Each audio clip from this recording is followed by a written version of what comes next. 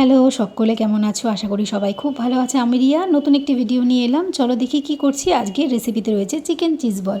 তা আমি কিন্তু 250 গ্রাম মতন চিকেন নিয়েছি, ধুয়ে টুয়ে পরিষ্কার করে নিয়েছি। তার মধ্যে গোটা গোলমরিচ, বিট নুন আর নিয়েছি হচ্ছে তোমার আমি অল্প ধনের গুঁড়ো, আর নিয়েছি গোলমরিচ, পেঁয়াজ, তারপরে তোমার একটা ছোট সাইজের 3-4টে রসুনের কোয়া আর কাঁচা লঙ্কা নিয়েছি। এই দিয়ে কিন্তু আমি চিকেনটাকে পেস্ট করে নিয়েছি। আর আমি চিজেরগুলোকে টুকরো করে নিয়েছি।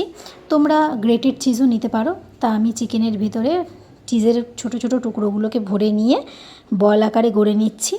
তা এটা গড়ে নিলেই কিন্তু প্রায় চিকেন চিজ বলটা হয়েই গেল।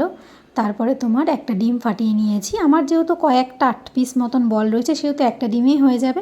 তা তোমাদের যদি বেশি বল হয় তাহলে তোমাদের 2টো ডিম অবশ্যই। তার মধ্যে আমি একটুখানি গোলমরিচের গুঁড়ো, একটু নুন দিয়ে ডিমটা ফেটিয়ে নিয়ে, বিস্কিটের গুঁড়ো এটা না, এটা হচ্ছে ভুট্টার গুঁড়ো, পাওয়া যায় বাজারে মার্কেটে। তা আমি সেটাই নিচ্ছি, বিস্কুটের গুঁড়ো আমি নিয়ে নিই। দেখো বলগুলো কিন্তু আমার গড়া হয়ে গেছে। এবার কড়াইতে তেল বসিয়ে গরম করে এগুলোকে ফ্রাই করার পালা। তা আমি দেখো এগুলোকে ফ্রাই করে নেব, কিন্তু ফ্রাই করার পর আমার যে চিজ বলের যে চিজটা, সেটা মেল্ট হতে একটু সময় লাগে।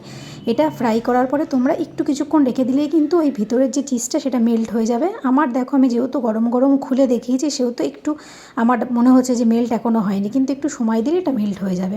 রেসিপিটা কেমন লাগলো জানিও। সবাই খুব ভালো থেকো।